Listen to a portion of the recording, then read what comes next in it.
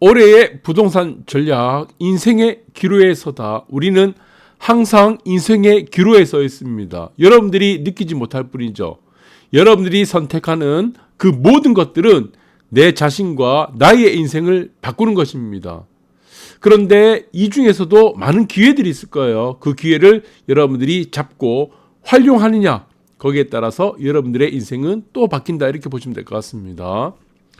여기 지금 아주 유명한 사람이 있습니다. 이 사람이 백종원이라는 사람이에요. 1년에 한 해입니다. 한 해 매출액 순이익이 1,700억, 매출액인가 1,700억 이상 나오는 이 더본코리아의 대표라고, 더본코리아 대표죠. 그래서 이분이 지금 보시면은 엄청난 부와 재산과 명예를 얻었습니다. 그래서 저는 이분을 볼 때 항상 느끼는 게 하나가 있습니다. 그것이 무엇인가? 네. 장사와 요리는 영역이 다릅니다. 여러분들 이 부분을 여러분들이 잘 보셔야 되는데, 제가 이분을 지금 올려놓고 얘기를 하자고 하는 거는, 이분은 요리를 잘해서 유명해졌습니까?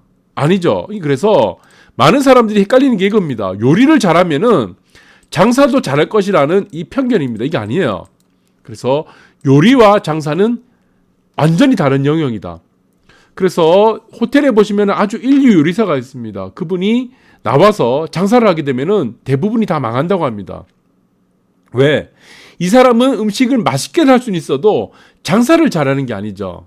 그래서 이 부분들은 우리가 부동산에서도 마찬가지예요. 여러분들이 아무리 많은 돈을 버는다고 해도, 수입이 아무리 많아도 그것이 부자로 연결되는 것은 아닙니다. 그 수입이 된 것을 외제차 사고 놀러 다니고 해외여행 다니고 하면은 돈이 남아나질 않겠죠.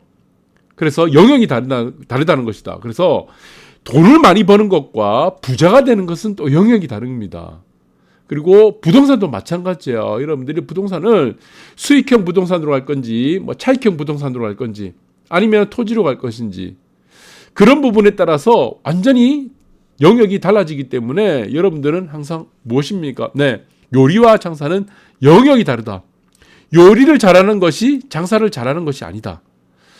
그래서 돈을 버는 것은 무엇입니까? 요리를 잘하는 것이 아니죠. 이게 장사를 잘하는 거죠. 이게 중요한 겁니다. 이게. 이 돈을 벌어야지 무엇이 됩니까? 이 부자가 되는 겁니다. 그래서 제가 먼저 서두에 이 백종원 씨를 예로 한번 드렸습니다. 그리고 투자는 무엇입니까? 투자를 계속 해야 되죠. 현금을 고이 간직하게 되면은 벼락거지 됩니다. 투자는 가장 중요한 것이 무엇입니까? 미래를 긍정적으로 보는 것에서부터 시작하는 겁니다. 미래를 부정적으로 보는 사람들은 투자를 할 수가 없는 거예요. 부정적으로 보는 사람들은 도박을 할 수 있습니다. 그러나 우리가 투자를 할 수 없습니다. 미래를 부정적으로 보는 사람들은. 그래서 투자는 무엇이다? 내일을 긍정적으로 보는 사람들, 그 사람들이 할 수 있는 것이 투자다, 이렇게 보시면 될 것 같아요. 그래서 여러분들은 항상 기로에 서 있습니다. 지금도 기로에 서 있어요. 부동산에서도 기로입니다. 그런데 그 기로에 섰을 때마다 여러분들이 항상 마음을 가져가야 될 것은 무엇이냐? 미래를 긍정적으로 보시라, 이겁니다. 미래를 긍정적으로 보지 않는 사람이 부자가 될 수는 없다, 그렇게 보시면 될 것 같아요. 대통령 집무실 이전 앞두고 용산 지금 굉장히 핫합니다. 고가주택들이 들썩거리죠. 그래서 작년쯤만 하더라도 많은 전문가 유튜버들은 고가 아파트 주택이죠. 아파트, 그리고 강남 아파트 꺾을 것이다, 이렇게 지금 얘기를 했는데, 대한민국에서 좋은 자만이 양극화, 비싼 아파트가 더 비싸지고 싼 주택이 더 싸진다는 논리를 폈었습니다. 그런데 지금 주택도 어떻게 돼요? 연립주택입니다. 연립주택이 라테라스라는 이 한남이란 곳이 100억 원에 거래됐어요. 그러니까 지금은 이렇습니다. 지금 한강변이죠, 앞에. 네, 영구 조망권의 한강변.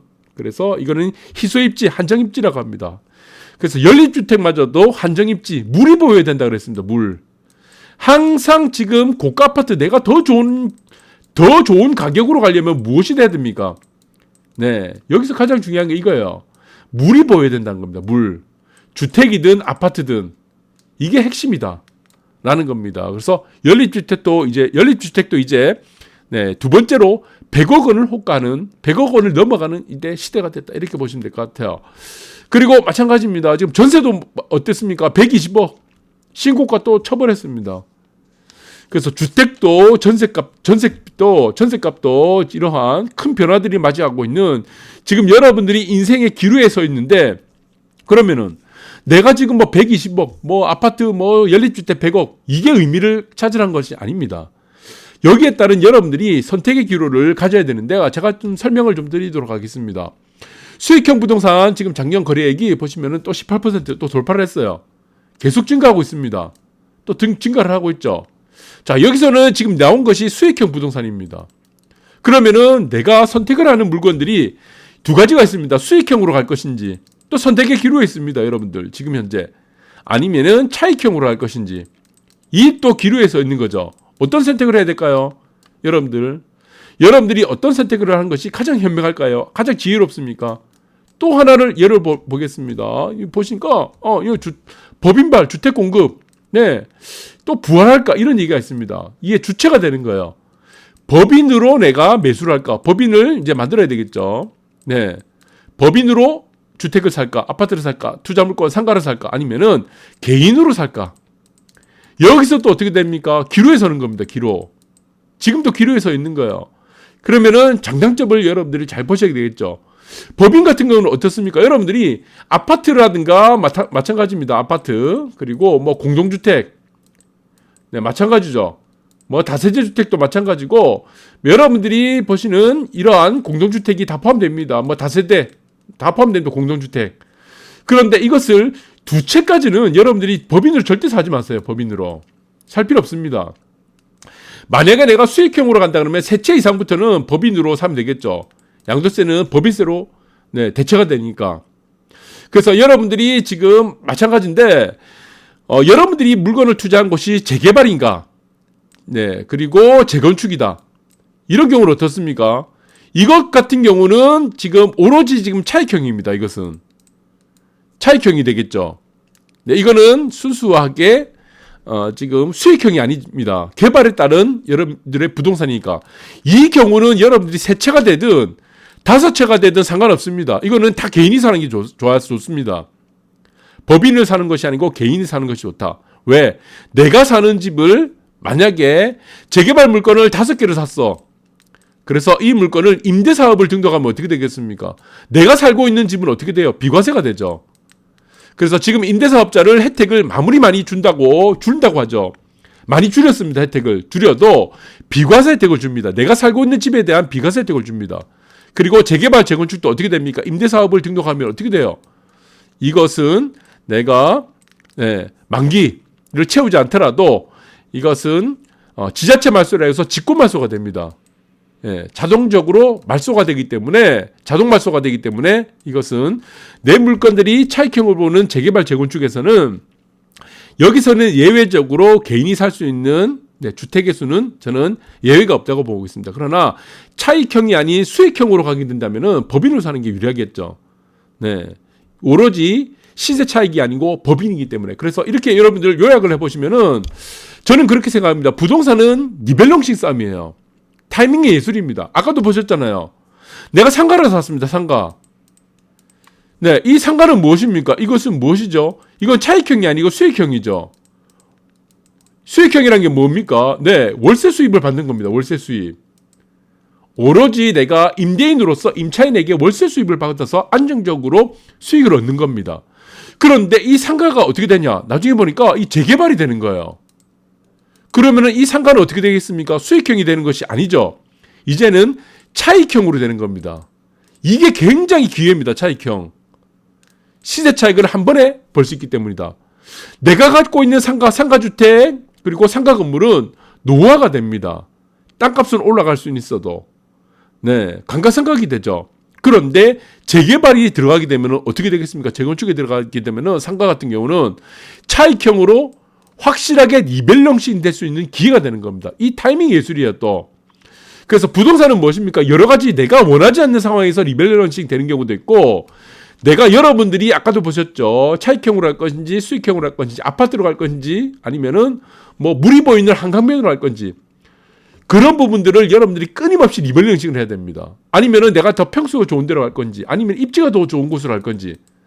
지금은 항상 무엇입니까? 네, 또다시 앞으로는 정권이 바뀌게 되면은 또다시 새로운 부동산 시대가 열리게 됩니다. 새로운 부동산 시대.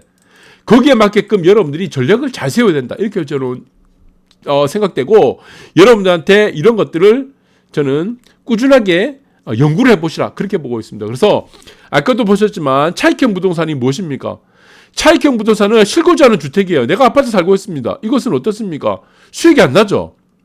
내가 이것은 온전하게 실거주를 하기 때문에 여기서는 수익이 전혀 없고 세금만 쭉 지고 있는 겁니다. 내고 있는 겁니다. 그러나 이 차익형 부동산은 무엇입니까? 이것이 어떻게 돼요? 나중에 시세가 올라가게 되면 어떻게 되겠습니까? 내가 리밸런싱 할 수 있는 기회가 되는 겁니다.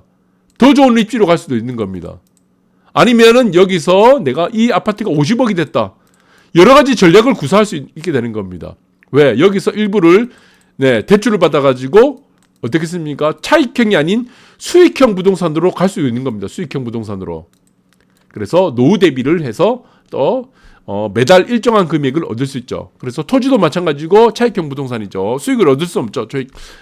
토지 같은 경우는. 그래서 여러분들이 정말 중요한 것은 이제 앞으로 살아가면서 부자가 되고 싶은 분들, 저는 이 세 가지라 보고 있습니다.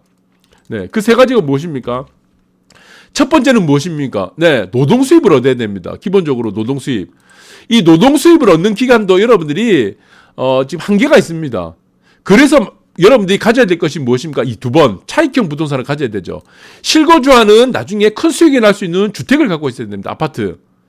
그 다음에 세 번째가 무엇입니까? 차익형 부동산을 갖고 있어야 돼요. 이 세 가지가 항상 조화를 이루어야 됩니다. 조화. 일을 하지 않고 차익형 부동산 주택을 살 수가 없습니다. 일을 하지 않고 그리고 수익형 부동산을 살 수 없어요. 그런데 여기서 가장 중요한 건 1, 2번입니다. 1, 2번. 이게 만들어지면은 자동적으로 3번이 만들어지게 됩니다. 왜? 내 자산이 계속 커지기 때문에. 그러면은 차익형 부동산은 또 무엇이죠? 주거용 부동산 있죠. 그 다음 상업용 부동산. 오피스텔 마찬가지고, 오피스행, 주거용 오피스텔도 마찬가지입니다. 내가 여기서는 임대를 목적으로 놓는 아파트도 다 해당이 되겠죠. 그런 아파트는 어떻습니까? 임대사업이 안 들어가집니다. 네, 임대사업자가 안 되기 때문에 아파트를 놓는다 그러면은 법인으로 들어가는 게 낫겠죠. 그리고 업무용 부동산도 마찬가지고, 숙박용 부동산도 마찬가지입니다. 전략을 여러분들이 굉장히 다양하게 구사를 할 수가 있는 거예요. 그래서 이런 과정들은 어떠냐? 시대에 따라서 여러분들이 리밸런싱을 잘해야 됩니다.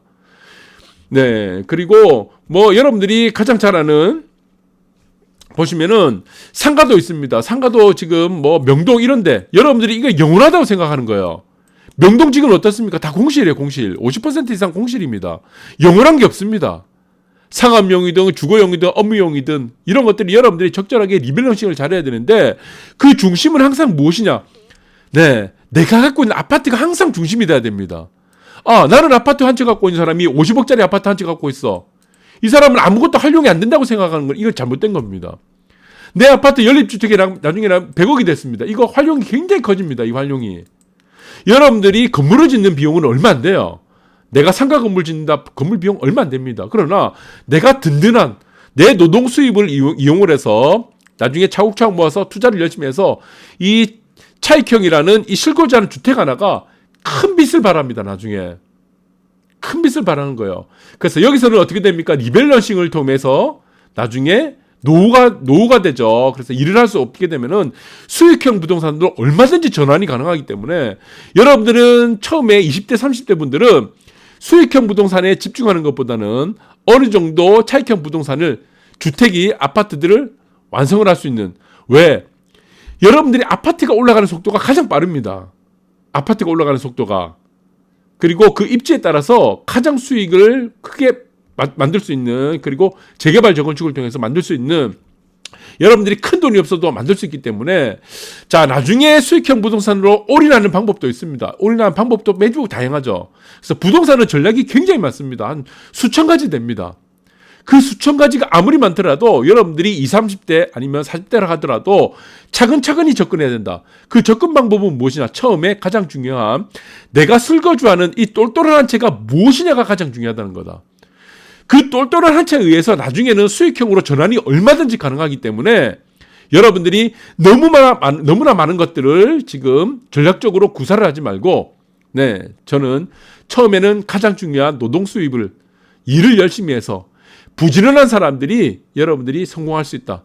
그래서 그 다음에는 아파트 부동산을 볼 때는 아파트 한 채는 우선적으로 사놔라. 가장 중요한 거 이겁니다. 아파트.